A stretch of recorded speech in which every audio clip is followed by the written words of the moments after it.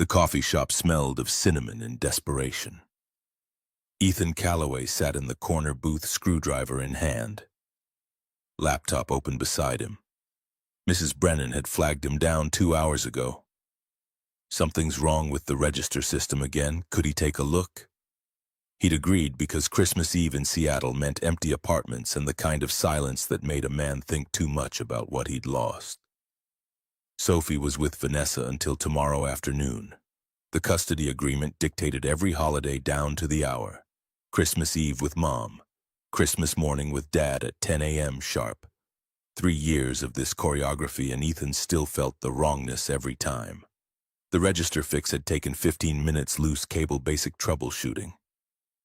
But he'd stayed nursing his third cup of house blend, because home meant staring at Sophie's empty room and remembering how Vanessa's voice had sounded when she'd said it.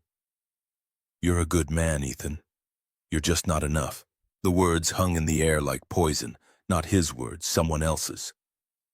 A man at the booth near the window speaking loud enough that half the room could hear. Ethan looked up and saw them, a woman in her 40s, elegant in the way that came from commanding rooms, sitting across from a younger man whose attention was clearly elsewhere. The man glanced at his phone for the 4th time in as many minutes. The woman's shoulders were rigid in a way Ethan recognized.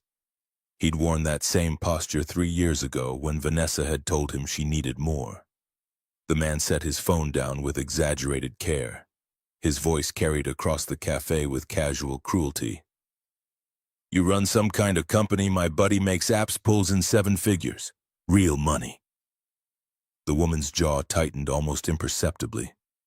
Ethan's hand tightened around his screwdriver. 6'1", 190 pounds of muscle built from hauling server equipment, and he felt his body coil with instinct. The man continued, oblivious or uncaring. "You're 46. Successful men my age date women in their 30s. Younger, usually." He paused, and the pause was worse than any word. "You're too old to be exciting, but too young to have given up. It's kind of sad, honestly." The coffee shop didn't fall silent. That only happened in movies. The espresso machine kept hissing. Christmas music played from mounted speakers. But Ethan watched the woman go very still. She pressed her hands flat against the table. Her breathing was careful, controlled. She didn't cry. She didn't speak. She just sat there, absorbing cruelty with practiced stillness. The man stood, pulled on his designer coat. "No hard feelings, right? Just being honest. You seem nice. Maybe try those apps for older women." He dropped a 20 on the table and walked out into the snow. Ethan sat frozen, watching the woman's hands shake against the wood. He recognized that shake. He'd seen it in his own hands the morning Vanessa had packed boxes while 7-year-old Sophie ate cereal, too young to understand her world was splitting apart. His phone buzzed. Frank Mitchell, his mentor at work. "You good for Christmas, brother?" Ethan typed back. "I'm good." He wasn't good. He was 42, sitting in a coffee shop on Christmas Eve because his apartment felt too empty and his daughter was with his ex-wife and her soon-to-be husband James, who made $350,000 a year and owned a house with 5 bedrooms. The woman was still sitting in her booth. Ethan made a decision that felt both inevitable and terrifying. He closed his laptop and stood. His legs moved before his brain could catalog reasons this was terrible. She was clearly successful, polished out of his league. She didn't need some IT guy with a savior complex. But he couldn't walk past her. He stopped beside her booth. Her eyes lifted to meet his, and for a second he saw, past the careful control, to something raw underneath. Exhaustion, resignation, the particular loneliness of being told repeatedly that you were the problem. His voice came out quieter than intended. "I'm sorry. I wasn't trying to eavesdrop, but that guy was loud enough half the cafe heard." She tensed, defensive walls slamming into place. "I'm fine." The words should have been his cue to leave, but Ethan had spent 3 years learning to read the space between what people said and what they meant. "That was really cruel, what he said to you." She laughed, sharp and bitter. When enough people say the same thing, eventually it becomes true. The words hit Ethan like a physical blow. He'd heard their echo 3 years ago from his own mouth. His voice was quiet. A lie repeated 1,000 times doesn't become truth. It just becomes a lie people are too tired to fight. The woman stared at him, really looked at him for the first time. He watched her take in his worn jeans flannel shirt, calloused hands. Watched her catalog him, but then her expression shifted, softened maybe, or just cracked around the edges. Who are you? Ethan Calloway, IT security, single dad to a 7-year-old girl who's currently with her mom for the holiday. He wasn't sure why he'd added that last part, maybe to establish he wasn't hitting on her. Diana Mercer, CEO of Mercer Analytics, divorced 8 years, currently wishing I'd stayed home tonight. The name clicked. Mercer Analytics data visualization for healthcare systems contracts with major hospital networks. This woman ran a company employing hundreds of people, and some asshole had just told her she was too old to matter. Your mother set that up. The date. Diana's laugh was hollow. 3 times a week she calls, different men each time. Always the same speech about being more accommodating, less focused on work. Tonight's disaster was Trevor something. Works in finance, drives a Tesla. Thinks empathy is weakness. Ethan pulled out the chair across from her. May I? She hesitated, then gestured to the empty seat. Why not? Might as well have one decent conversation tonight. He sat immediately, feeling out of place. Diana Mercer wore success-like armor, expensive clothes, subtle jewelry, the presence that came from making decisions affecting people's livelihoods. He was an IT guy who'd spent the evening fixing registers for free coffee. But he was also a man who'd been told he wasn't enough, and he recognized the look in her eyes. I have a daughter. Sophie. She just turned 7. Diana's expression softened fractionally. That's a wonderful age. It is.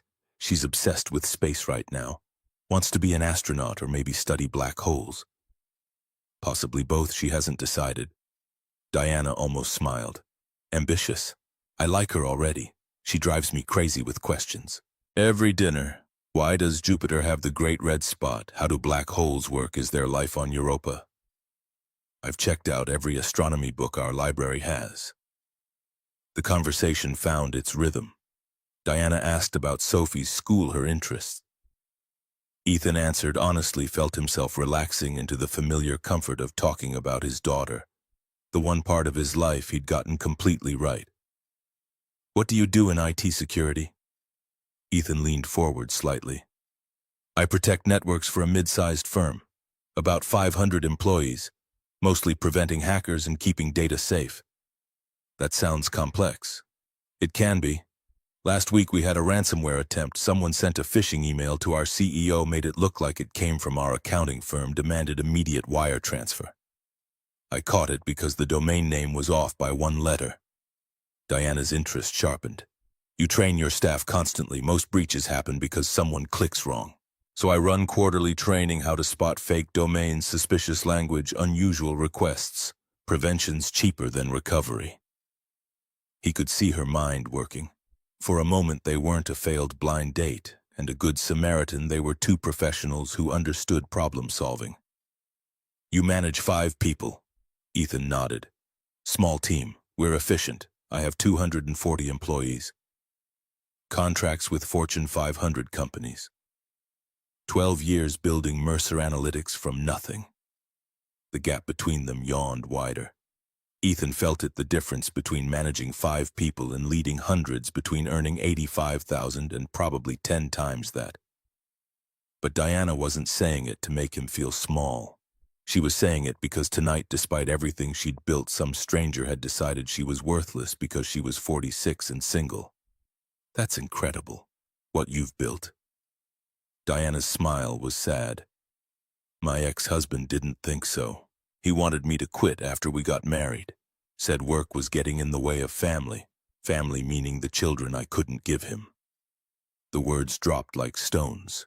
Ethan felt them land heavy and sharp. He left because of that. He left because I was her. Voice went flat, incomplete. That's the word he used. An incomplete woman who couldn't fulfill the basic function of giving him children. Ethan's hands curled into fists under the table. Jesus Christ. He's remarried now. Has 2 kids. They send Christmas cards every year with professional photos. He looks very happy. I'm sorry. There aren't words for how wrong that is. Diana shrugged, the gesture too casual. It was 8 years ago. I'm over it. She wasn't over it, but Ethan understood the lie because he'd told the same one about Vanessa. My ex-wife left me 3 years ago. Said I was a good guy, but she needed something more. Someone more. She's engaged now to a man who owns his own firm. Makes $350,000 a year. Sophie adores him. The admission hurt more than expected. He rarely talked about this. Does that bother you? That your daughter likes him every single day? Because part of me knows it's good for her, but another part hates it. Hates that James can afford things I can't. Hates that he's there for moments I miss. Hates that Sophie comes home talking about the telescope he bought her, the museum membership, the Kennedy Space Center trip he's planning. Diana's expression was understanding. You think you're not enough for her? It wasn't a question. Ethan looked down at his hands. Sometimes, yeah.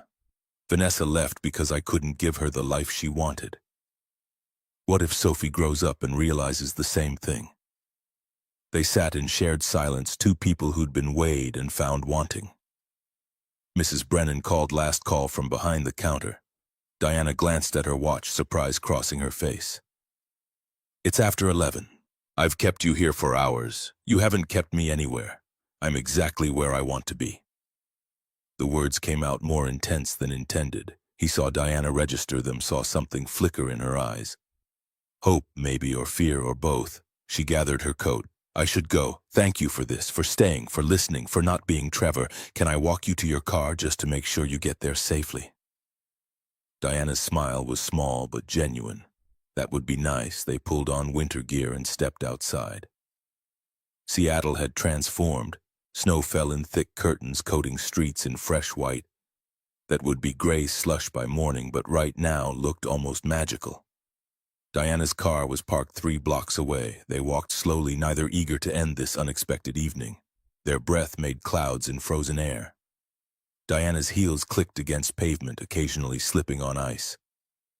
Ethan found himself adjusting his pace, ready to catch her if she stumbled. Why did you come over to my table, really? The question stopped Ethan mid-step. He considered lying, giving some easy answer. But Diana had been honest about her ex-husband, her mother's calls, the particular pain of being told she was incomplete. I saw the way you went still. After he said those things, like you'd learned exactly how to absorb cruelty without breaking, where anyone could see. His voice dropped. I recognized that look. I wore it 3 years ago when Vanessa told me she was leaving. That practice stillness, like if you hold yourself together hard enough, you can survive anything. Diana stopped walking, turned to face him under a streetlight that turned falling snow into something beautiful and temporary. And you didn't want me to survive it alone. No, I didn't.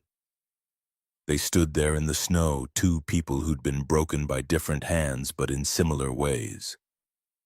Diana's voice was barely above a whisper. I'm tired, Ethan. So tired of being told I'm too old, too broken, too late. That I missed my window. That I should accept whatever scraps come my way. Ethan felt something crack in his chest. I'm tired too. Tired of being the good guy who wasn't good enough. Tired of going home to silence and wondering if I'll ever be more than someone's almost. The words hung between them, honest and raw. Diana looked up at him. What do we do about it? Ethan didn't have an answer. He'd spent 3 years learning to survive loneliness, not escape it. But standing in the snow with Diana Mercer, who understood exactly what it felt like. To be told you'd expired before your time, he felt something shift. Maybe we start small. One day at a time. Maybe we just don't say goodbye yet. Diana studied his face for a long moment. Then slowly, carefully, she nodded. One day at a time. They reached her car, a hybrid parked under a streetlight. Diana pulled her keys from her purse, fumbled them slightly. Nerves or cold, Ethan couldn't tell. He opened the driver's door. "Thank you. For tonight. For everything. Thank you for letting me interrupt your terrible evening." Diana climbed in, started the engine. Warm air blasted from vents. She looked up at Ethan through the open door, something vulnerable in her expression. "I'll probably regret this in the morning. Decide it was just holiday loneliness. So will I. But right now, I'm glad I said something." She nodded, pulled the door closed. Ethan stepped back, watched her check mirrors adjust the heat. Her taillights disappeared into white. He stood there until she was gone, then walked back toward Morrison's where his car was parked. Snow was falling harder now, turning Seattle quiet and strange. His phone buzzed. Unknown number. "This is Diana. Thank you again for tonight. Drive safely." Ethan stared at the message. When had they exchanged numbers? She must have gotten it from another text. "Mrs. Brennan gave me your number. I hope that's not too forward." "Not too forward. I'm glad you have it." Three dots appeared, disappeared, appeared again. "Would you want to get coffee tomorrow? Or is that too fast?" His thumbs moved before his brain could catalog reasons. This was complicated. "I'd like that. Sophie's with her mom until afternoon, so morning works. 10 a.m., same place." "Perfect." Ethan pocketed his phone and stood in the snow for another moment, letting himself feel something he hadn't felt in 3 years. Not quite hope, that was too dangerous, but maybe its quieter cousin. Possibility. Then he remembered Diana sitting in that booth, absorbing Trevor's cruelty, her admission that she was tired of being told she was too old, too broken, too late. He turned and walked back past Morrison's until he found what he was looking for. The flower shop was small, tucked between a dry cleaner and a Thai restaurant. Through the window he could see Margaret inside, counting the register, preparing to close. Ethan knocked on the glass. Margaret looked up, surprised. She came to the door, unlocked it, poked her head out. "Ethan, what are you doing here? I need a flower." "Just one. Something simple but meaningful." Margaret's eyes crinkled with understanding. She stepped back, held the door open. "Come in then. Quick." The shop smelled like earth and green things. Margaret moved among buckets with practiced efficiency. "White rose." Ethan nodded. "That's perfect." She selected one carefully, wrapped it in simple brown paper, tied it with twine. The rose was perfect in its simplicity. "How much?" Margaret waved him off. "Consider it a Christmas gift." Ethan paid, despite her protests, $30 he didn't really have to spare, and stepped back into the snow. He pulled out his phone. "Don't go to sleep yet. I have something for you." 3 dots. Then I'm still in my driveway. Too scared to go inside to the silence. His chest tightened. "Stay there. 5 minutes." He drove through empty streets, snow falling harder. Seattle transformed into something ghostly and beautiful. His hands were steady on the wheel, but his mind raced. This was insane. He barely knew this woman. What was he doing? But then he remembered her practiced stillness, the words incomplete and too old and too late, and he knew exactly why he was doing this. Her house was in Queen Anne, a craftsman with a wide porch and lights glowing warm through windows. Her car sat in the driveway, engine running, exhaust making clouds. Ethan parked behind her and got out. The white rose looked almost luminous in the streetlight. Diana climbed out of her car, confusion and hope crossing her face. "Ethan." He crossed the distance between them. "I couldn't let you go home without this. You said you're tired of being told you're too old, too broken, too late. I wanted you to have something that says the opposite.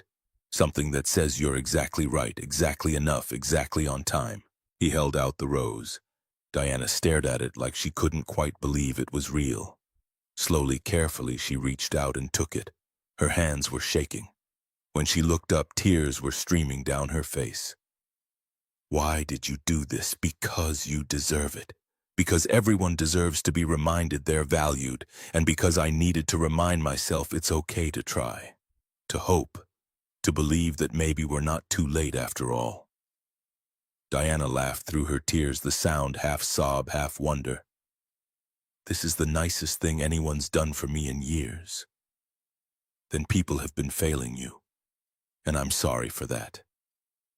They stood in her driveway, snow falling around them, two broken people holding onto a single white rose and the fragile possibility that maybe they could help each other remember what it felt like to hope. Thank you for seeing me, for staying, for this. Thank you for letting me. She held the rose carefully as she walked to her door.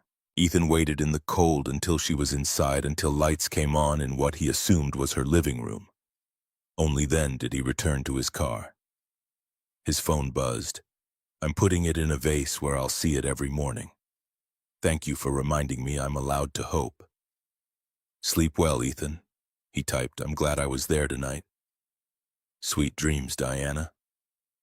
The drive home was quiet. Ethan's apartment building loomed dark against the night sky. He climbed stairs to the second floor, unlocked his door, stepped into silence. Sophie's toys scattered across the living room, Legos and books and the star chart she'd been working on. Her shoes by the door. The apartment smelled like yesterday's pancakes.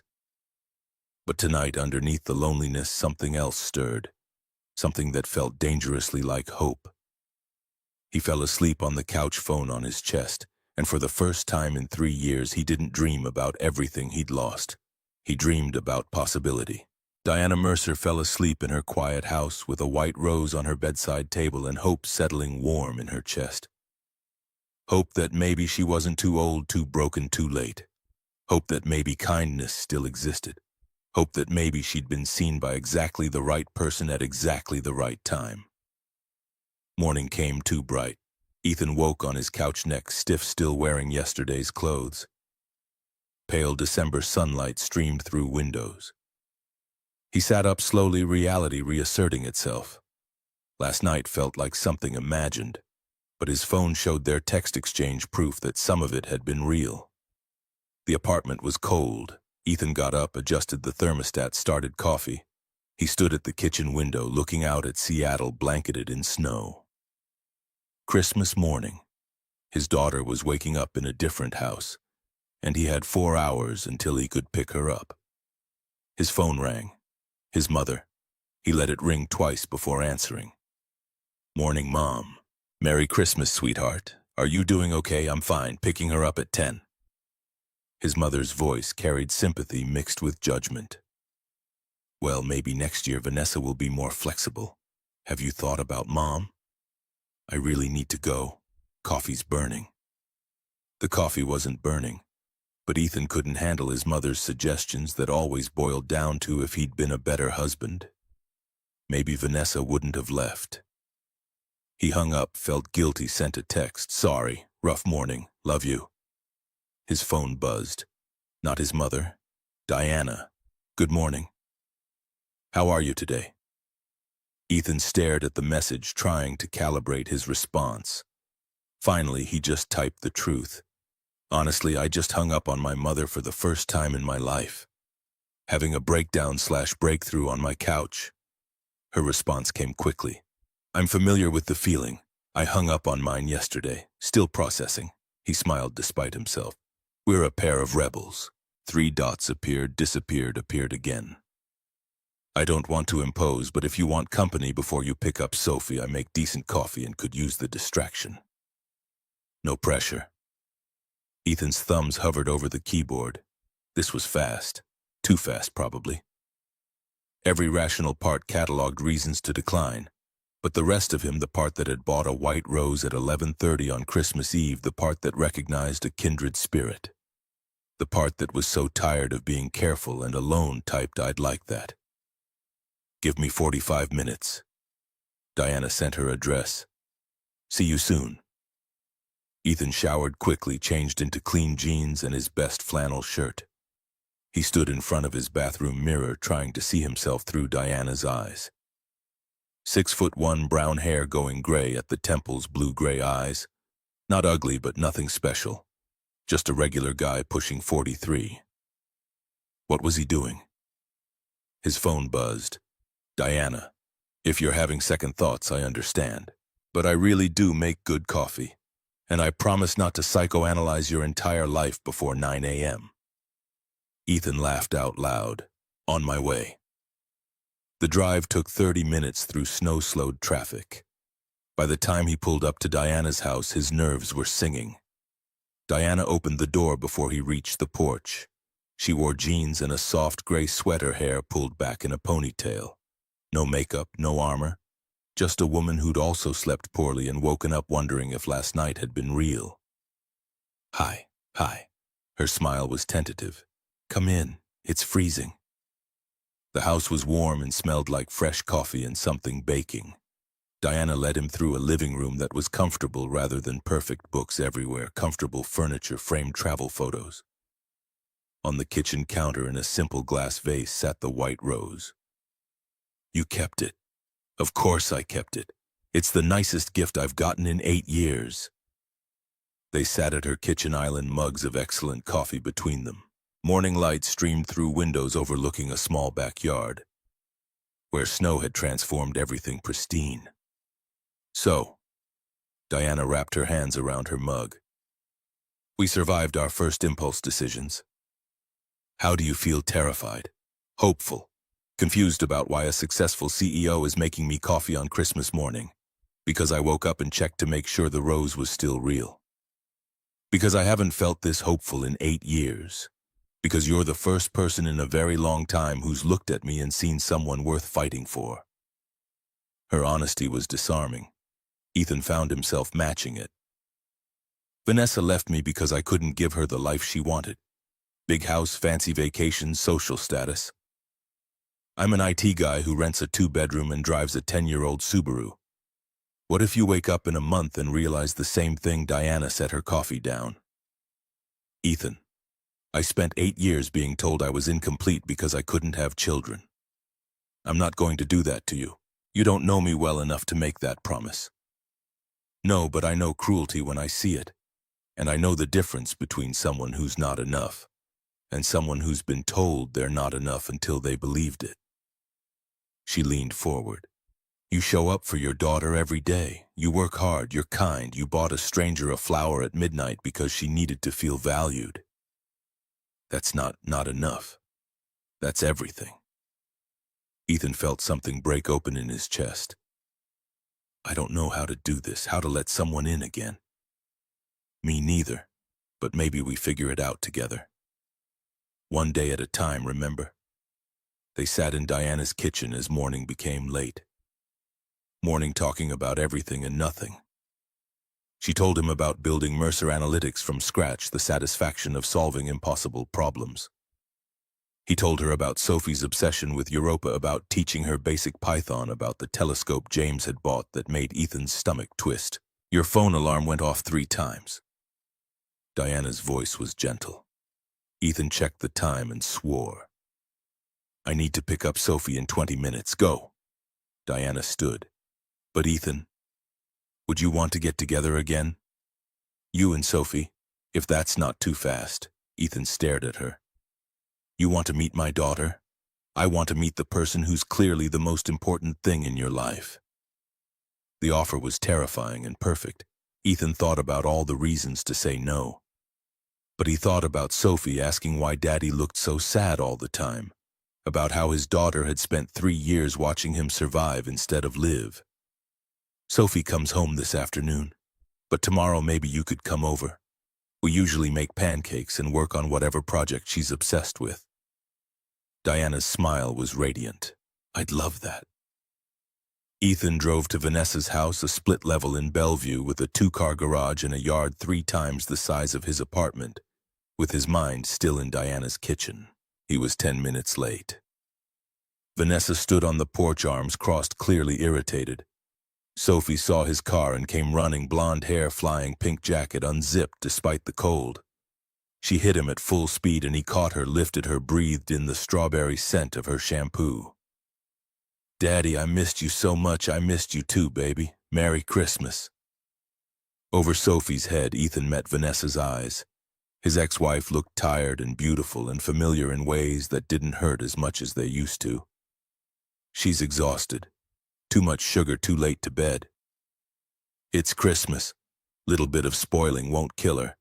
Vanessa's expression shifted. You look different. Did you meet someone? The question was too sharp, too interested. Ethan felt old defensive instincts rising, but those instincts were from a different version of himself. Yeah, I met someone. It's new. We'll see what happens. Vanessa studied his face. Well, good for you. She didn't sound like she meant it, but that wasn't Ethan's problem anymore. Sophie chattered the entire drive home exactly as predicted. James got her a telescope. Had he mentioned the telescope? It was amazing, Daddy. You could see Jupiter and 4 of its moons. And James's parents gave her science books and they played board games until midnight. Ethan listened, made appropriate sounds of amazement, tried not to think about how James's presence made his own gifts look pathetic. But Sophie was also telling him about missing their pancake tradition, about how Christmas morning had felt wrong without waking up in her own bed. By the time they got home, Sophie was flagging. Ethan made grilled cheese and let her curl up on the couch with her new books. His phone buzzed. Diana. Hope Sophie's homecoming went well. No pressure, but I'm actually free tonight if you wanted to do tomorrow today instead. I make a mean hot chocolate. Ethan looked at his daughter buried in a book about exoplanets and made another impulsive decision. Sophie. You know how I said I met someone new? Sophie looked up, instantly alert. A girlfriend, maybe. Too soon to know. But she's nice and she'd like to meet you. Would you be okay with her coming over tonight? Sophie considered with Supreme Court gravity. What's her name, Diana? She runs a big company that helps hospitals. Is she smart? Very smart. Does she like space? I don't know. But I bet she'd love to hear about your telescope. Sophie thought for another moment.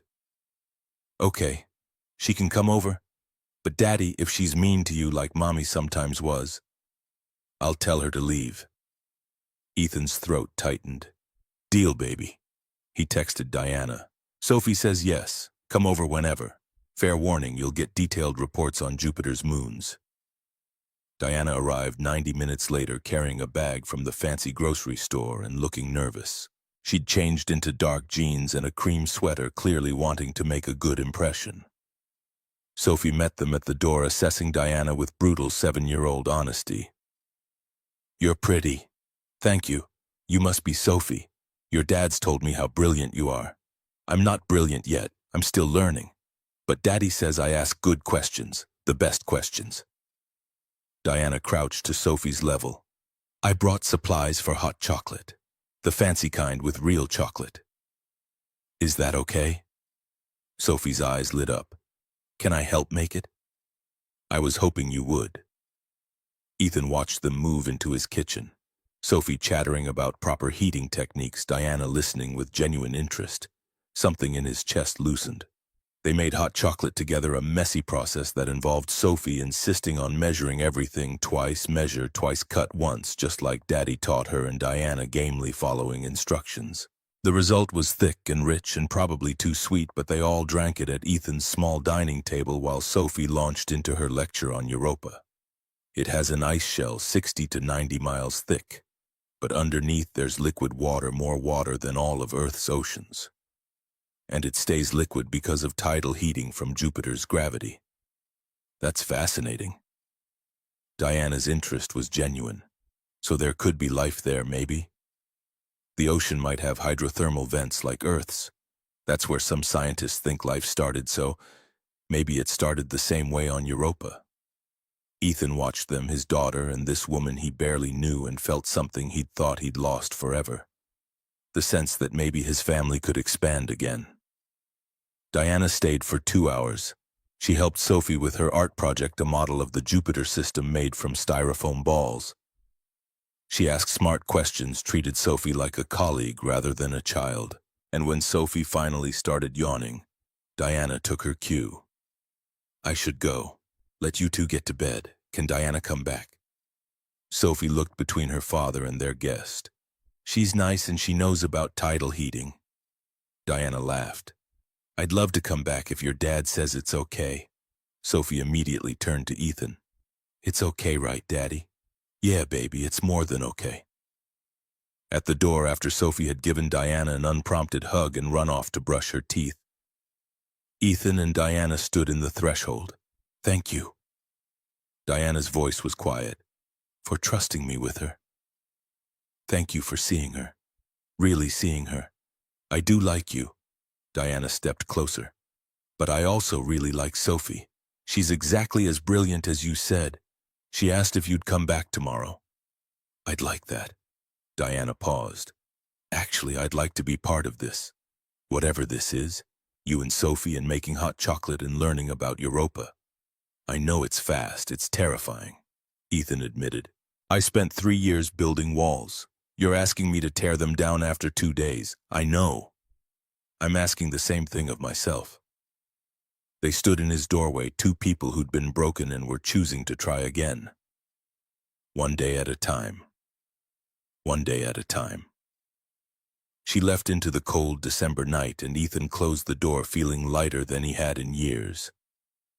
Sophie was waiting in her bedroom, already in pajamas. "Is Diana your girlfriend now?" Ethan sat on the edge of her bed. "Maybe someday. We're taking it slow. I like her, Daddy. She's nice." And she didn't pretend to be interested in space. She actually was interested. "I like her too, baby." Sophie snuggled deeper into her blankets. "Are you going to be happy again like before Mommy left?" The question hit Ethan like a physical blow. He hadn't realized Sophie remembered him being happy before. "I'm working on it, sweetheart.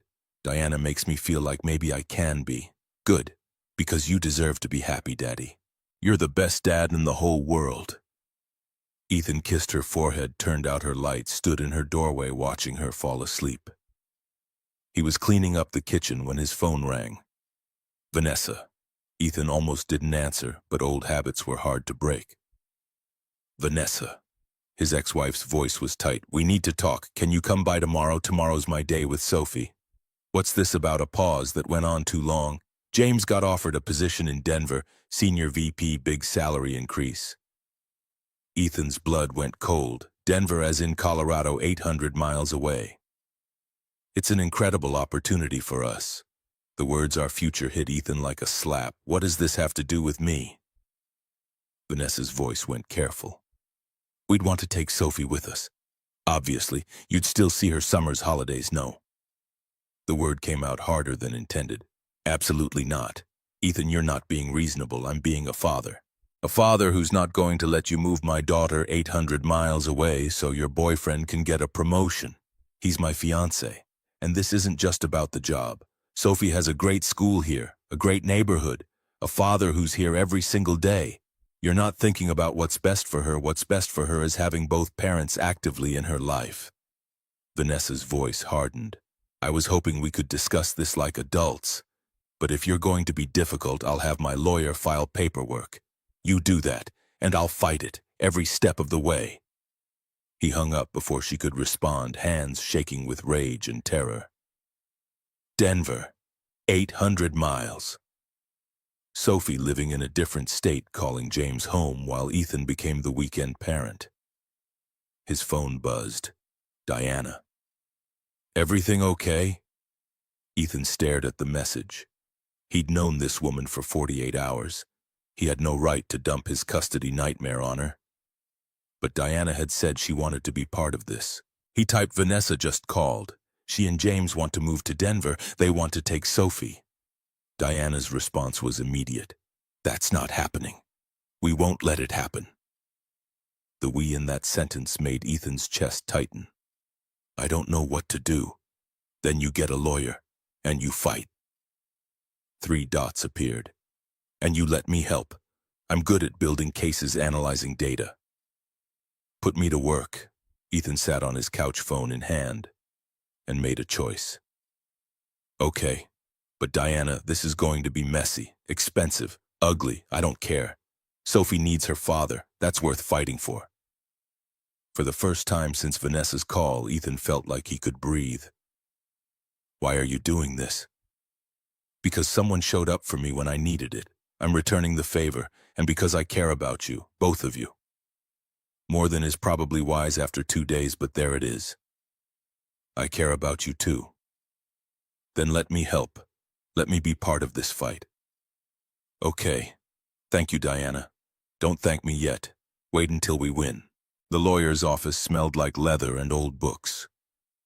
Catherine Sullivan kept her practice in a converted brownstone on Capitol Hill, 3 floors of polished wood and certificates proclaiming 2 decades of family law experience. Ethan sat across from her mahogany desk, Diana beside him, while Kate reviewed the documents Vanessa's attorney had filed. The silence stretched uncomfortably. Kate looked up, her red hair catching afternoon light through tall windows. Mr. Calloway, I'll be honest. Your ex-wife has advantages. Ethan's jaw tightened. What kind? Financial, primarily. James Whitmore earns $350,000 annually. Your income is $85,000. They own a 5-bedroom house. You rent a 2-bedroom apartment. Diana's hand found Ethan's under the table. He gripped it hard enough that his knuckles went white. Kate continued. Courts prioritize stability. On paper, Vanessa can provide private school enrichment activities, a stay-at-home parent. Denver's district ranks higher than Seattle's. The judge will see those factors, but Sophie's stable here. With me. I know. And that matters. But we need to build a case proving Seattle with you serves Sophie's best interests more than Denver with them. How? Documentation. Every school event you've attended, every medical appointment, we show a pattern of primary caregiving spanning years. Kate pulled out a legal pad. I'll need emails from Sophie's school medical records, after school program attendance. Character witnesses, teachers, neighbors, co-workers, friends, parents. Anyone who can speak to your involvement. The cost, Diana's voice was measured. $5,000 retainer today. Could run $20,000 to $30,000 depending on how hard Vanessa fights. Kate's expression softened. I know that's significant, but this is your daughter. Ethan thought about Sophie's college fund, $12,000 accumulated over 7 years. Half gone in one signature. When do you need the retainer? Today would be ideal. Vanessa filed 2 weeks before informing you she has a head start. We need to move fast. Ethan pulled out his checkbook, hands shaking as he wrote $5,000. The paper felt heavier than it should. Kate took the check with sympathy in her eyes. I'll file our response by end of week. Start gathering documentation. Everything you can find. They left into Seattle's gray January afternoon. Rain had replaced snow, turning streets into rivers of slush. Diana walked close enough that their shoulders touched. Her voice cut through his spiraling thoughts. We need a system, a way to organize evidence. Ethan stopped walking. Diana, you don't have to. Yes, I do. Her tone left no room for argument. This is what I'm good at. Let me help. They went to Diana's house. She opened her laptop at the kitchen island, pulled up Excel, and within minutes had created a framework that took Ethan's breath away. Color-coded columns for school events, medical appointments, daily care, extracurriculars. Date fields, location fields, witness fields. Conditional formatting, highlighting patterns. A timeline visualization showing 3 years of Ethan's presence at a glance.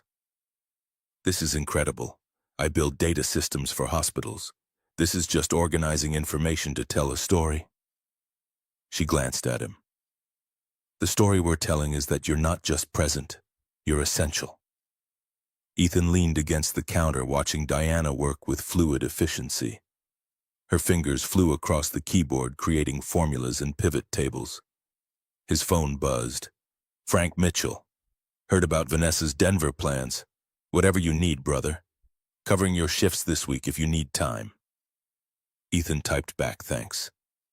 Felt something loosen fractionally. Diana looked up. We need confirmation from Sophie's after-school program.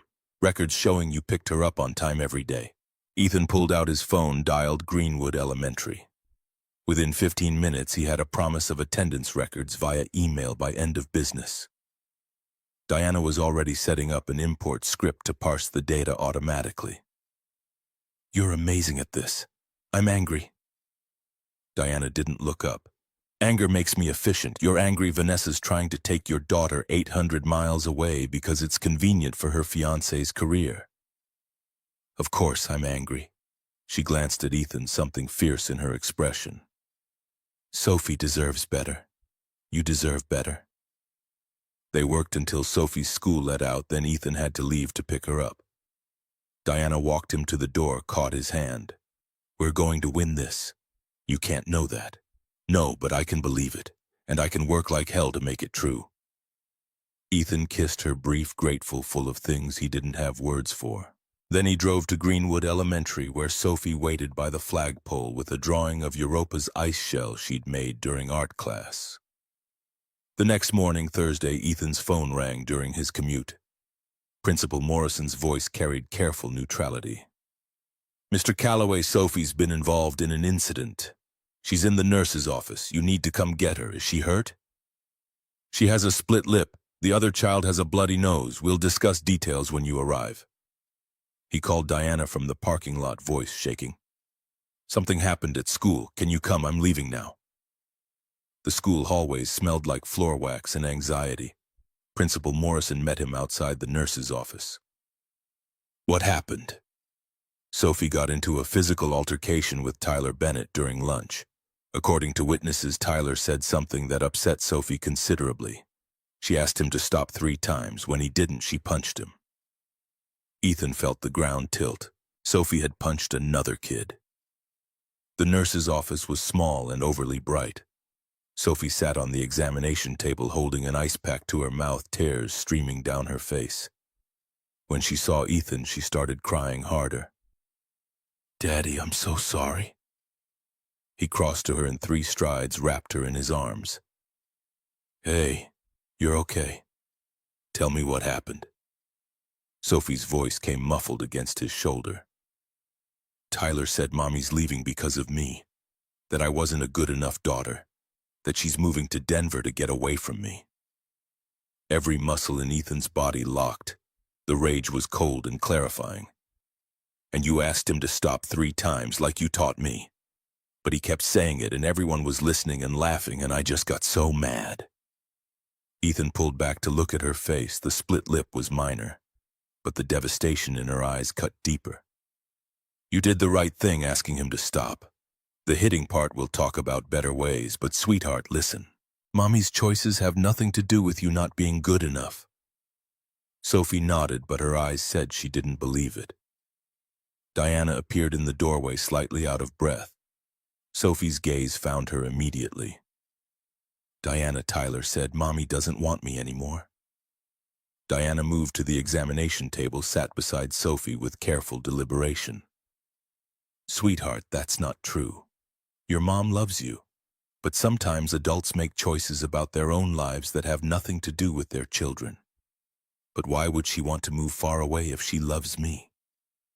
The question hung in antiseptic air. Diana chose her words carefully.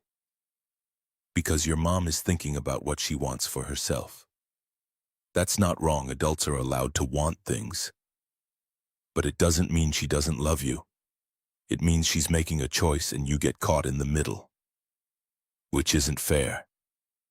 Sophie clung to Diana's hand. You're not going to leave, right? Diana's voice was firm. I'm not leaving. I'm right here.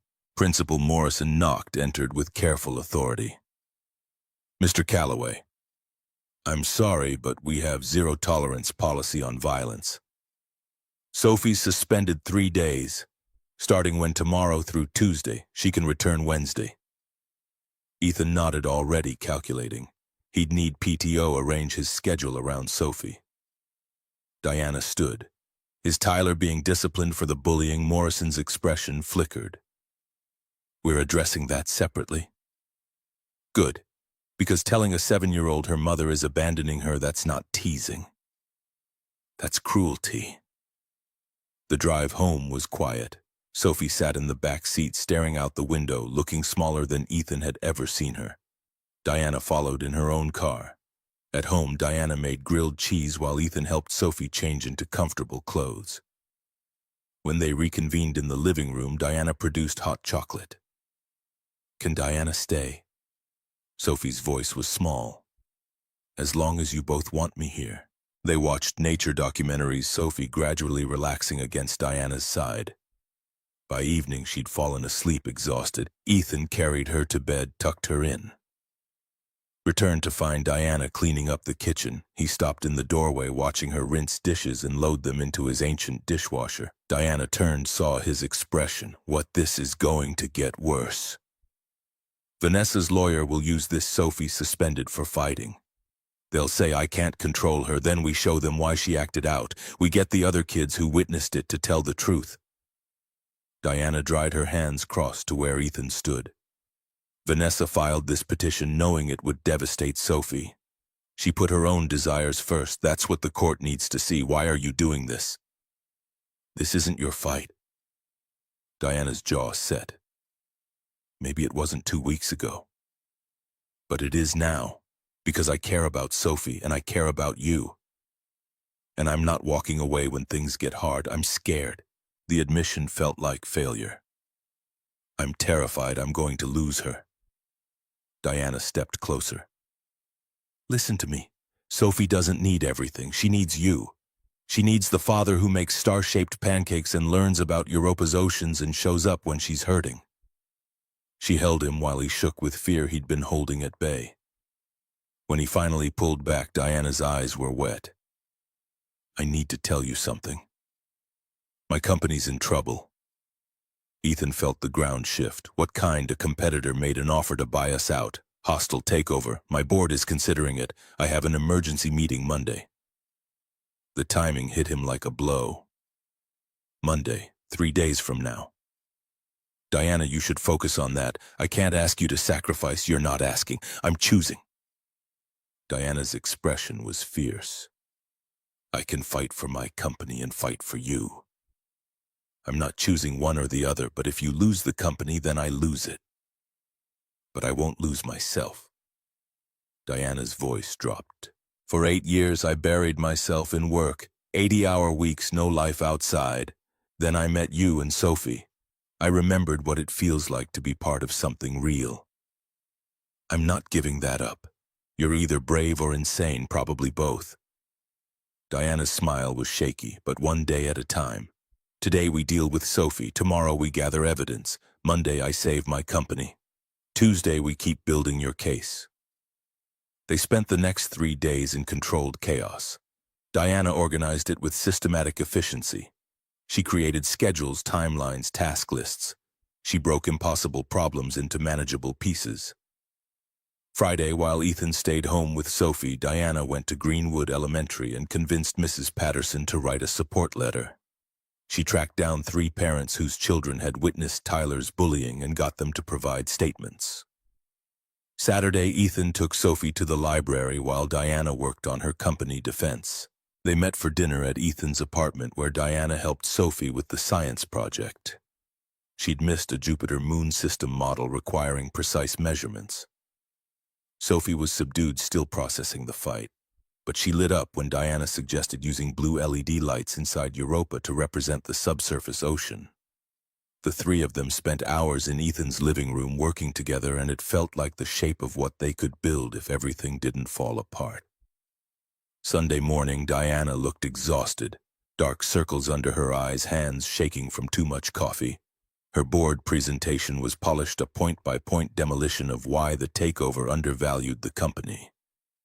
But her attention kept fragmenting. She'd work on market projections, then pivot to updating Ethan's evidence spreadsheet. Ethan found her in his kitchen at 2 a.m., laptop open, surrounded by papers. You need to sleep. Can't. Board meetings in 18 hours. Diana, you're running on fumes. She looked up, and for the first time, the mask cracked completely. I don't know how to stop. If I stop, I think about how much could go wrong. He moved around the island. Took the laptop, closed it gently. Come here. Diana let him pull her into his arms. She was trembling. I can't watch you destroy yourself for my battle. I'm not destroying myself. You're exhausted.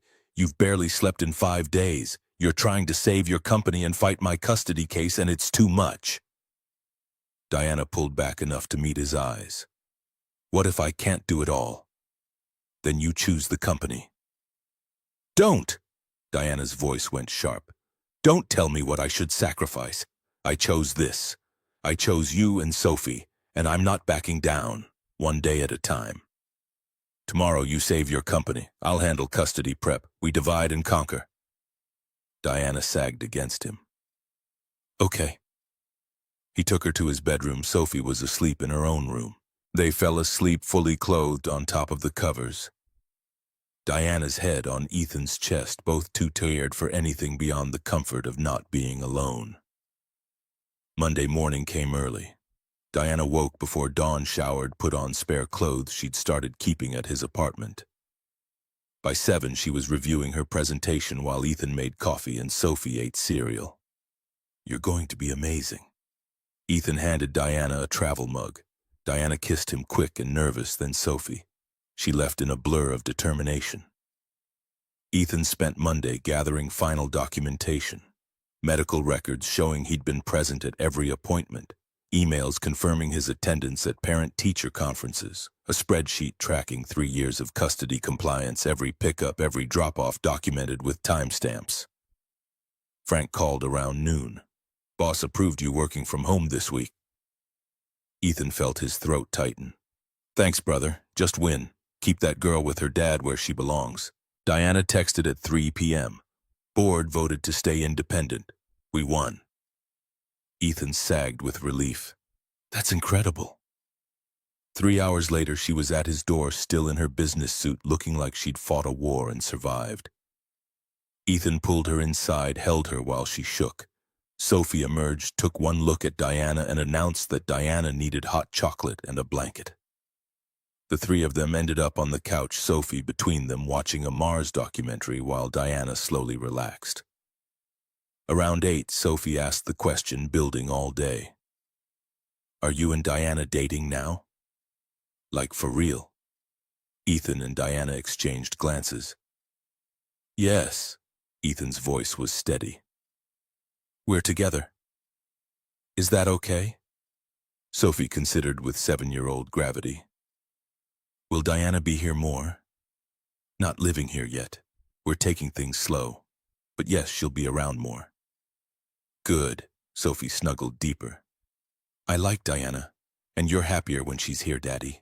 That night, after Sophie was asleep, Ethan and Diana sat in his kitchen reviewing Kate's latest email. The lawyer had compiled everything into a comprehensive brief, making Ethan look like Father of the Year. This is solid. Diana scrolled through the document. So did you. Ethan gestured at the evidence spreadsheet. None of this would exist without your help. Diana closed her laptop, turned to face him. Ethan, I need you to know something. These past 2 weeks helping with Sophie building the case, it's the most alive I've felt in 8 years. She paused. My ex-husband told me I was incomplete, and I believed him. I spent 8 years believing I was fundamentally broken. Her voice dropped. But then you showed up, you and Sophie, and I'm not broken. I'm exactly who I'm supposed to be. You're more than enough. I love you. The admission felt like stepping off a cliff. I know it's only been 2 weeks and that's insane, but I love you. Diana's eyes filled with tears. I love you too. And yes, it's insane. And I don't care because it's also true. They kissed in Ethan's kitchen, 2 broken people who'd found each other at exactly the right moment. The next 2 weeks were a blur of preparation. Kate scheduled depositions, gathered testimony, refined arguments. Vanessa's lawyer filed aggressive motions painting Ethan as financially unstable, emotionally volatile. Frank and David from work testified about Ethan's reliability, his dedication to Sophie. Mrs. Patterson wrote a letter that brought Kate to tears, a detailed account of every way Ethan had been the model parent. Eleanor Briggs, the elderly neighbor, wrote about hearing laughter from their apartment every evening, about watching father and daughter walk to the library every Saturday morning. Diana organized everything, created presentation boards showing the timeline of Ethan's involvement, compiled videos of their daily routines. She worked with Kate to build a narrative that was impossible to ignore. 2 days before the trial, Ethan came home to find Diana at his kitchen table, laptop open, face pale. What happened? Diana's voice was carefully controlled. Vanessa's lawyer filed an amended motion. They're bringing up Sophie's suspension, claiming it proves you're unable to provide appropriate discipline. That's bullshit, I know, but they're twisting it. Ethan sat down hard. They're going to use my daughter's pain against me. Diana reached across the table, took his hand. We fight back. We show why Sophie lashed out. What if it's not enough? What if the judge decides James's salary matters more? Then you remind the judge that Sophie doesn't want to go, that a 7-year-old's voice matters. Ethan looked at Diana, at her exhausted determination, and felt something inside him crack. I can't do this to you anymore. Diana went very still. What, this? You've spent 2 weeks fighting my ex-wife.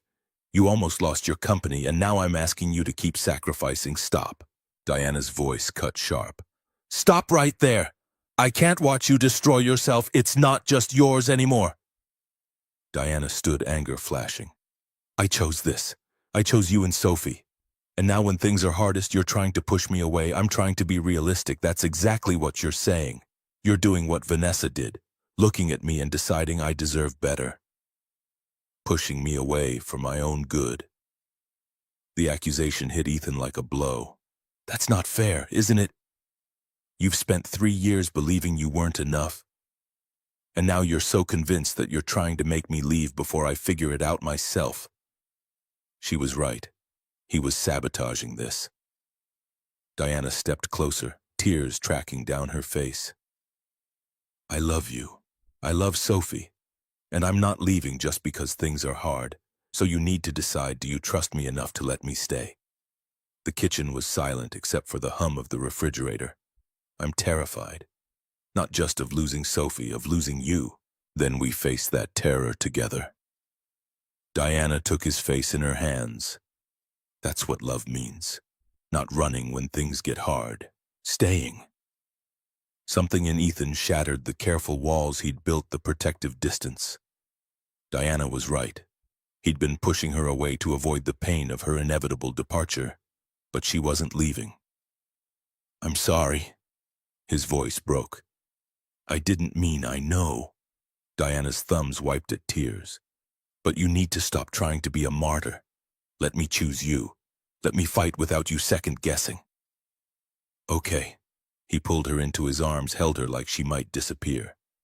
Okay. I trust you. They stood in his kitchen, 2 people learning that trusting someone meant letting them see your worst fears and staying anyway. The next day, Kate called. Trial set for Monday morning. 9 a.m. King County Courthouse, Judge Lisa Morrison presiding.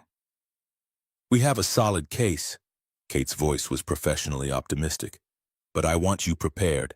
Vanessa's lawyer is aggressive. She'll attack your finances, your work schedule, the suspension. Can she win? Kate paused just long enough to make Ethan's stomach drop. It's possible. Judges are unpredictable. We've built the best case we can. Now we hope it's enough. After Kate hung up, Ethan sat on his couch, staring at nothing. Diana emerged from his bedroom, took one look, and sat beside him. Tell me, trial's Monday. Kate says we might lose. Then we better not lose. Diana pulled out her phone, started typing. I'm clearing my schedule. I'll be there every minute. You don't have to. Yes, I do. Diana's expression was resolute. So I'm going to sit in that courtroom looking like I believe you're going to win. Because I do. Sunday was strange and quiet. Ethan spent it with Sophie trying to be present while his mind spun worst-case scenarios. They made star-shaped pancakes. They worked on her Jupiter model. They read 3 chapters of their book. Sophie sensed his anxiety anyway. Are you worried about tomorrow, Daddy? A little. But I'm ready. I've been preparing with Kate and Diana. What happens if the judge says I have to move to Denver? The question he'd been dreading. Ethan pulled Sophie into his lap. Then we appeal. We keep fighting. But Sophie, I need you to know, no matter what happens, I love you. I will always be your father. Geography doesn't change that. Sophie nodded against his chest, and Ethan prayed that geography would never have to test that promise. That night, Diana stayed over again. They lay side by side in Ethan's bed, holding hands in the dark, both too anxious for real rest. Around 2 a.m., Diana's voice cut through silence. "Ethan. Yeah. Whatever happens tomorrow, we face it together. You're not alone anymore." He turned to look at her in the dark. "I love you. I love you too. Now try to sleep. You need to be sharp." They didn't sleep much, but they lay there together until dawn broke over Seattle, two people facing the biggest fight of their lives with nothing more than hope and each other. The courthouse steps were gray granite, worn smooth by decades of footsteps. Ethan climbed them Monday morning with Diana's hand in his, Kate Sullivan ahead carrying a briefcase that held 3 years of evidence. The building loomed against Seattle's clouded sky. King County Family Court occupied the 3rd floor. The hallway smelled like floor polish and anxiety. Other families waited on benches, parents and children, lawyers checking watches, the quiet desperation of people whose lives were about to be decided by strangers. Vanessa stood near the courtroom doors with James and her attorney, Samantha Cross. She wore a navy suit that probably cost more than Ethan's monthly rent. Their eyes met across the hallway. Vanessa looked away first. Kate checked her watch. 5 minutes. They moved to a quiet corner. Kate's voice dropped low. "Judge Morrison has a reputation for being fair but pragmatic. Be honest, emotional when appropriate, but not volatile. Answer directly. Don't get defensive." Ethan nodded, throat too tight for words. Diana squeezed his hand. The bailiff opened the doors. Time compressed and expanded suddenly. They were inside, settling into wooden chairs that creaked, facing Judge Lisa Morrison. Early 60s gray hair pulled back, reading glasses perched on her nose, expression giving nothing away. The courtroom was smaller than expected. Wood paneling, fluorescent lights, the Washington state seal behind the bench. Diana sat in the gallery directly behind Ethan, close enough that he could feel her presence. Judge Morrison looked up from paperwork. "We're here regarding the petition filed by Vanessa Calloway to relocate to Denver, Colorado with the minor child Sophie Calloway." "Counselors ready to proceed," Kate stood. "Ready, Your Honor." Samantha Cross rose. "Ready, Your Honor." "Ms. Cross, your opening statement." Samantha moved to center, commanding space. "Your Honor, this case is about opportunity. Vanessa Calloway and James Whitmore are offering Sophie unprecedented advantage. Denver's Willow Creek Academy ranks top 10 nationally with 8-to-1 student-teacher ratio. Cherry Creek neighborhood provides safety enrichment programs unavailable in Sophie's current situation. She gestured at a chart showing comparative statistics. Mr. Whitmore earns $350,000 annually. Ms. Calloway earns $95,000. Combined, they can provide private tutors, summer camps, international travel, college preparation from an early age. Samantha paused. Mr. Calloway earns $85,000. He rents a 2-bedroom apartment, works full-time, meaning Sophie spends significant hours in institutional care. This isn't about Mr. Calloway being a bad father. This is about which parent can offer Sophie the best possible future. Kate's opening was shorter, more pointed. "Your Honor, Ms. Cross is correct about one thing. This is about Sophie's future. But Sophie already has a future here. She has a school where she's thriving, friends since kindergarten, a father who hasn't missed a single conference in 3 years, a community where she's rooted." Kate presented her timeline, the visualization Diana had built. Vanessa Calloway is asking to uproot Sophie not because Sophie needs it, but because it's convenient for Ms. Calloway's new life. Sophie doesn't want to move. She's stated this repeatedly. At 7 years old, her voice matters. Money doesn't buy presents. Kate's tone hardened. Large houses don't replace daily conversations. Private schools don't substitute for a father who knows his daughter's fears and dreams. Sophie needs her father, and he's here. Judge Morrison made notes. "Call your first witness, Ms. Cross." Vanessa took the stand, swore the oath, settled into the chair with nervous grace. Samantha led her through a careful narrative. Loving mother wanting the best painful decision to pursue opportunities, detailed plans for maintaining Sophie's relationship with Ethan. Why do you believe Denver serves Sophie's best interest? Vanessa's voice was steady. The education opportunities are unparalleled. James and I can provide stability, a two-parent household where I can reduce work hours, be present when Sophie comes home. We've enrolled her in junior astronomy at Denver Museum, recognizing her interests. This isn't about taking Sophie from her father. It's about giving her advantages. Kate's cross-examination was surgical. Ms. Calloway, when did you inform Mr. Calloway about Denver? About 3 weeks ago, but you filed this petition 5 weeks ago. 2 weeks before informing him. Why? I wanted to ensure it was legally viable. You wanted legal advantage. Filed first, informed second, objection. Samantha stood. Argumentative. Sustained. Rephrase Ms. Sullivan. Ms. Sullivan. Calloway, in the past 3 years, what percentage of parent-teacher conferences have you attended? Vanessa's composure cracked. I work full-time, so records show 40%. Mr. Calloway, 100%. Every single conference. Correct, yes. But Sophie's medical appointments. Who typically takes her? We share, records show 15 appointments in 3 years. Mr. Calloway attended 13. You attended 2. Is that sharing equally? My job has demanding hours, as does Mr. Calloway's. Yet he prioritizes appointments. Has Sophie expressed desire to move to Denver? She's 7. Children don't understand. Has she expressed a desire, yes or no? Vanessa's jaw tightened. No. She said she wants to stay with her father. Multiple times, yes. How many, I don't count. The psychologist's report indicates 7 times during a 1-hour evaluation. 7 times. And you're proceeding despite knowing your daughter doesn't want to go, I believe, once she adjusts.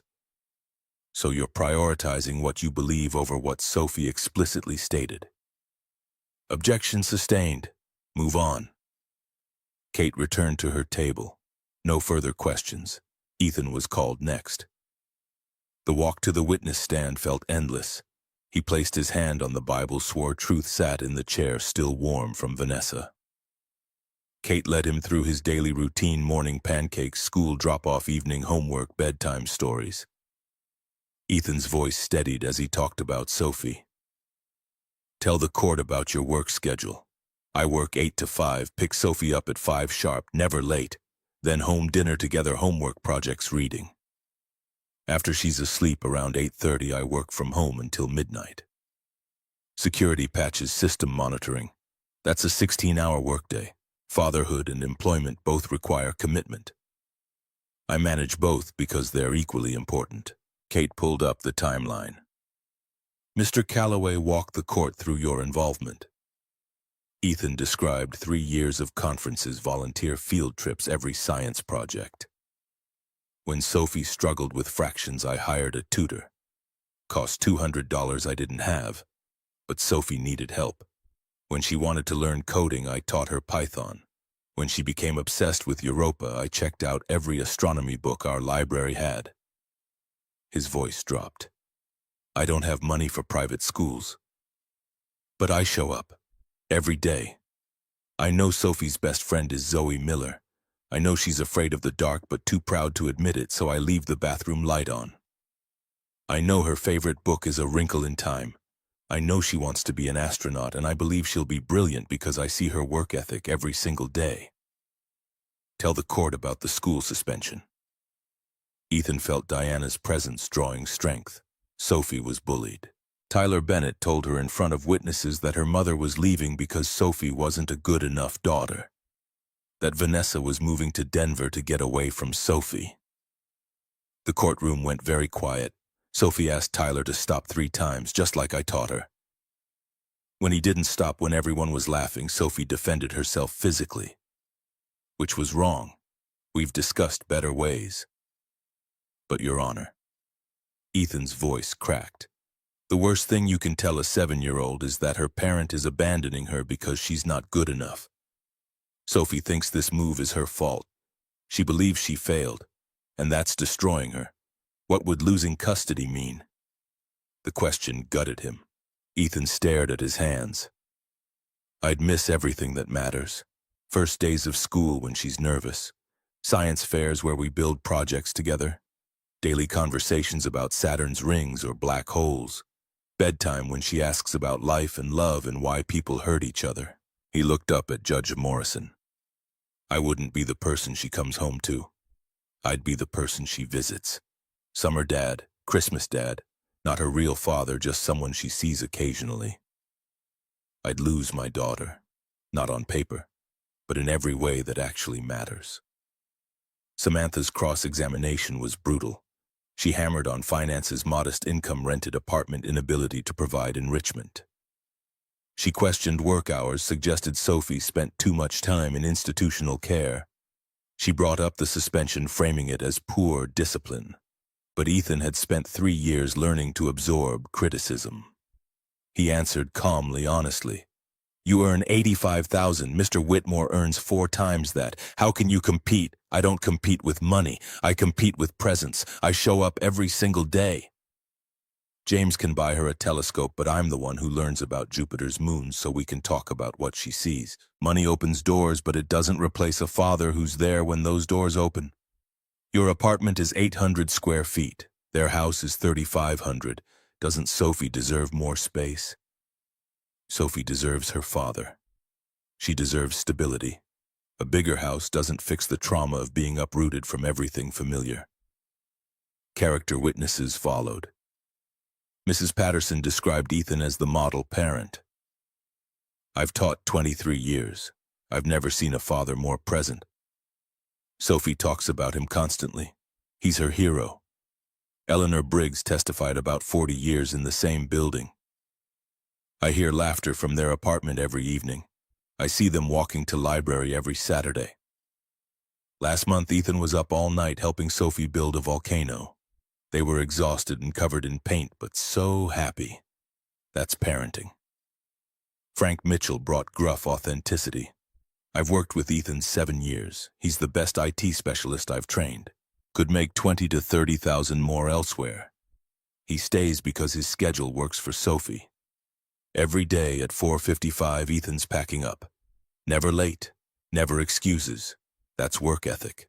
That's integrity. Dr. Amanda Reeves, the court psychologist, delivered devastating testimony. I interviewed Sophie 3 weeks ago. She expressed clear, consistent preference to remain in Seattle. Quote, Daddy's my favorite person in the whole world. I don't want to leave him. She stated this 7 times during our hour. What's your assessment? Dr. Reeves looked at Judge Morrison. Uprooting a 7-year-old from her primary attachment figure, especially when that child explicitly opposes the move, risks significant psychological harm. Children. Sophie's age needs stability, familiar environments, consistent caregiving. Disrupting that for adult convenience rather than child necessity can cause lasting trauma. In my professional opinion, Sophie's best interest is remaining with her primary caregiver. That's unequivocally Mr. Calloway. The lunch recess felt surreal. Ethan, Diana, and Kate huddled in a conference room eating sandwiches no one tasted. You're doing incredibly well. Kate's voice carried cautious optimism. The testimony is strong. We have momentum. But can we win? Kate met his eyes honestly. Judge Morrison is hard to read, but yes, I believe we can. Closing arguments began at 2:30. Samantha painted opportunity squandered, a mother trying to provide advantages while a father clung to convenience. Mr. Calloway is a good father, but good fathers want what's best even when it requires sacrifice. Sophie deserves the education and stability Denver offers. Don't prioritize one parent's preference over a child's future. Kate's closing was simple and devastating. Your Honor, Ms. Cross said this isn't about one parent being bad. She's right.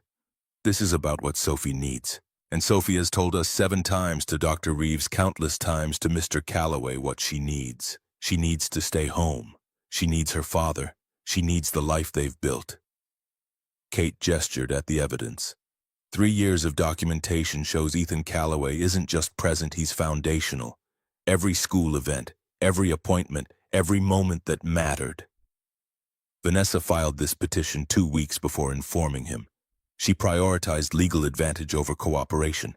She's pursuing this despite her daughter's explicit opposition. That's not putting Sophie first. Money doesn't buy presents.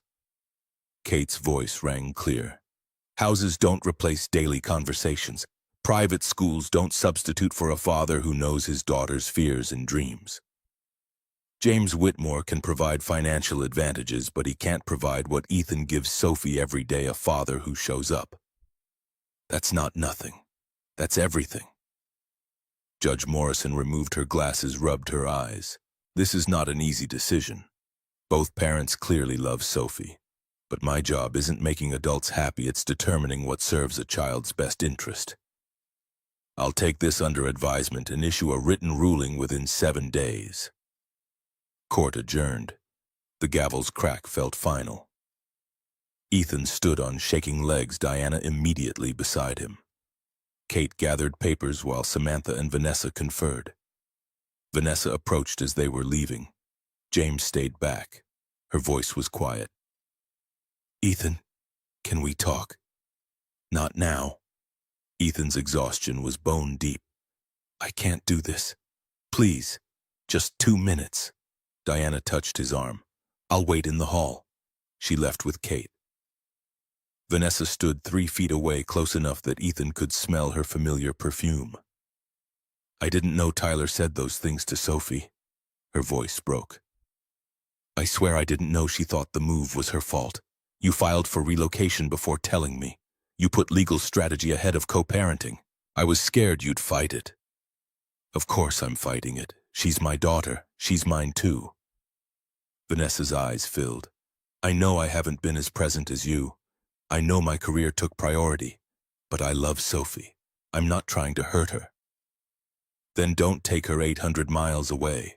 Don't force her to choose. Don't uproot her because James got a promotion. It's not just the promotion. It's building a future. You left me because I couldn't give you the future you wanted.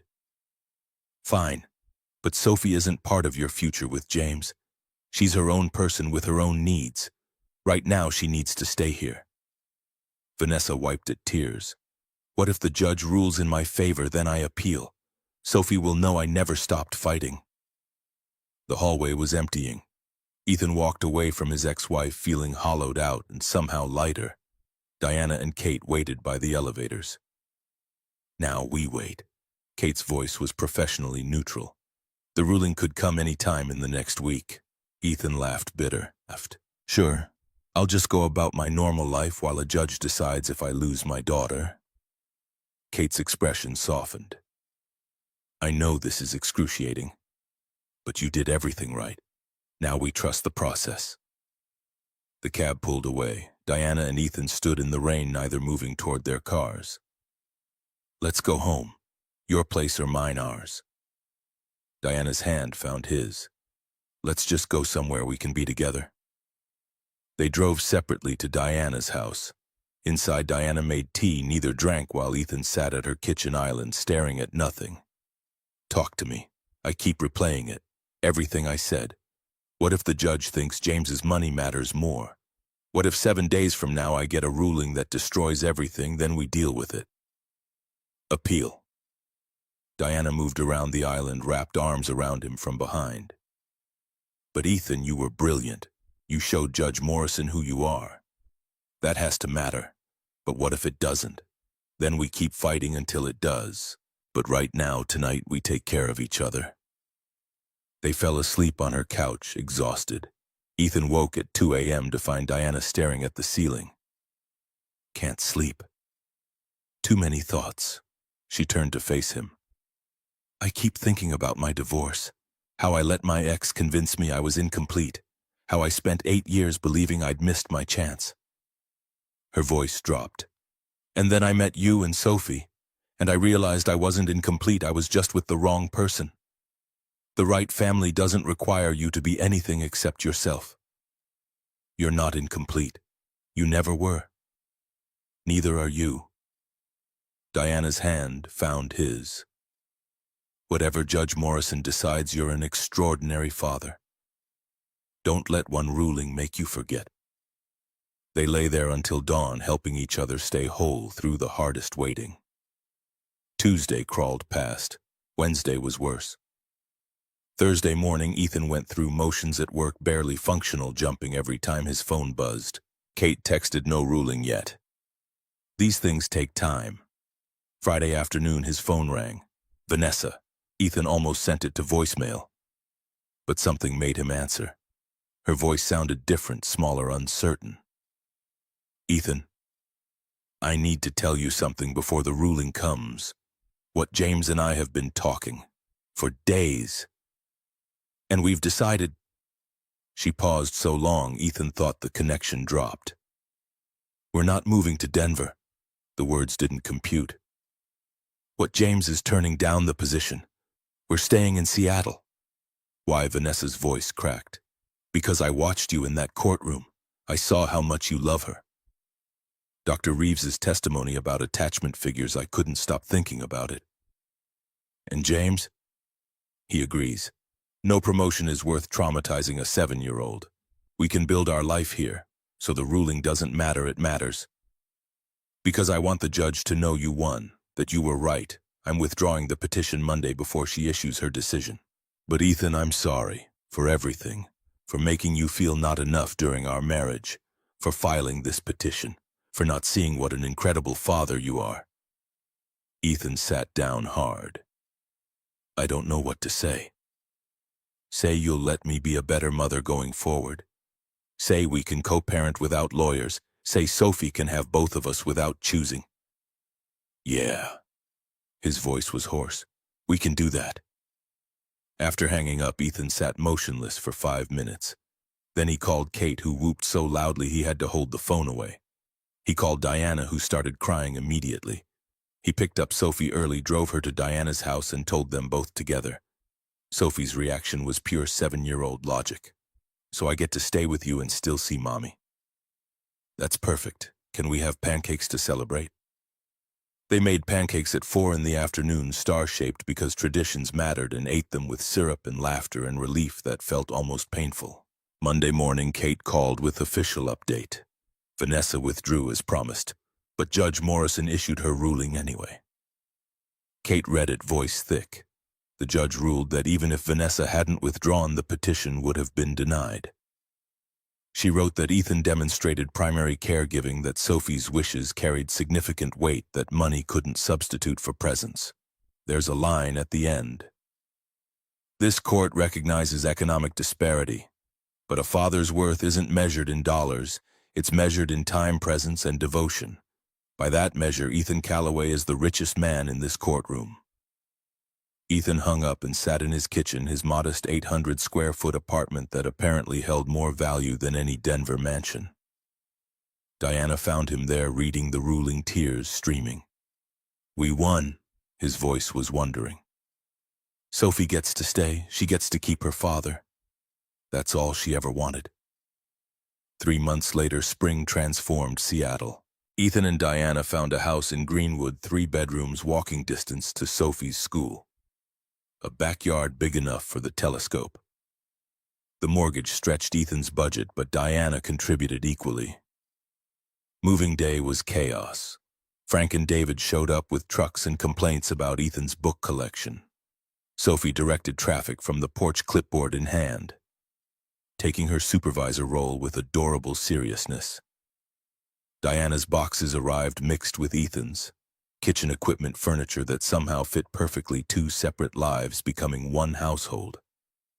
That first night, they ate pizza on the floor, surrounded by unpacked boxes, while Sophie described her vision walls painted like space, glow-in-the-dark stars, a reading nook for astronomy books.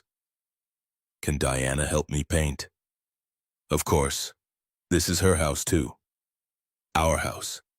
Sophie nodded, satisfied. "Good. Because we're a family now." Co-parenting with Vanessa improved. She kept Sophie 1 weekend monthly, and alternating holidays showed up for school events, maintained polite distance. It wasn't perfect, but it was functional.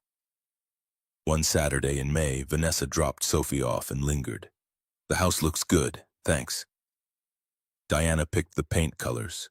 "She's good for you. Better than I was. You deserve that." He watched his ex-wife walk back to James's BMW, felt nothing but closure. Summer brought long evenings in their backyard, Diana teaching Sophie to plant tomatoes while Ethan grilled. Frank stopped by with beer and advice. David and his wife came for barbecues. Eleanor Briggs visited, approved of the house.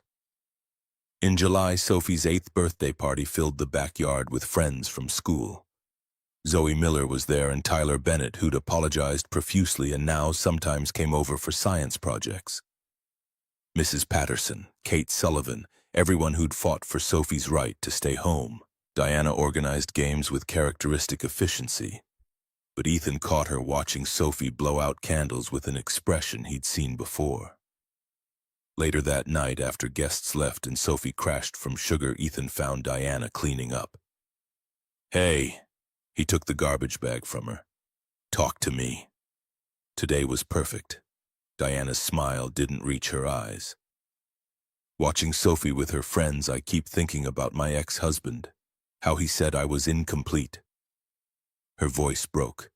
"But I have Sophie now, not biologically, but in every way that matters. She calls me by name but introduces me as her other mom, and I realized my ex was wrong. I'm not incomplete. I was just meant for a different kind of family." "You're not her other mom." Ethan pulled Diana close. "You're her mom. Full stop. Biology doesn't make family, love makes family." Diana cried into his shoulder, years of pain finally releasing. "I love her so much. Both of you." In August, on a Saturday, that felt ordinary. Ethan found Diana making star-shaped pancakes while Sophie set the table and chattered about the upcoming school year. He watched them together and knew with absolute certainty what came next. That afternoon, while Sophie was at Zoe's, Ethan drove to the jewelry store. The ring he chose was simple, a single diamond on white gold, exactly Diana's style. Frank met him for coffee, took one look at the ring box and grinned. "About time. I've only known her 8 months." "When you know, you know. Don't waste time being careful when you've already found what matters." That night, after Sophie was asleep, Ethan and Diana sat on their back porch watching stars. The telescope sat ready for weekend observations. "Diana, my lease is up in 2 months." She turned confused. "What lease? You live here?" "That's the thing." Ethan pulled out the ring box. "I don't want to live here. I want to be here. Officially, permanently, legally. I want Sophie to have 2 parents committed not just to her, but to each other." He opened the box, diamond catching moonlight. "Diana Mercer, will you marry me? Will you be Sophie's official stepmom and my wife and part of this beautiful, messy, perfect thing we've built?" Diana was crying before he finished. "Yes." Her voice was fierce through tears. "Yes to all of it." The ring fit perfectly. They kissed in their backyard while stars watched 2 people who'd been told they were too old, too broken, too late. Proving that love didn't follow anyone's timeline but its own. Sophie found out the next morning and whooped so loudly the neighbors probably heard. "Can I be in the wedding? Like a real important part." "What do you want to be?" Sophie considered. "Junior bride, because I'm helping you both get married. Junior bride it is." They planned the wedding for September, 8 months after meeting. Morrison's Coffee House felt like the only possible location. 30 guests fit among tables pushed to walls. Kate Sullivan, Frank and David, Eleanor Briggs, Mrs. Patterson, Dr. Reeves, everyone who'd fought for Sophie. Judge Lisa Morrison agreed to officiate.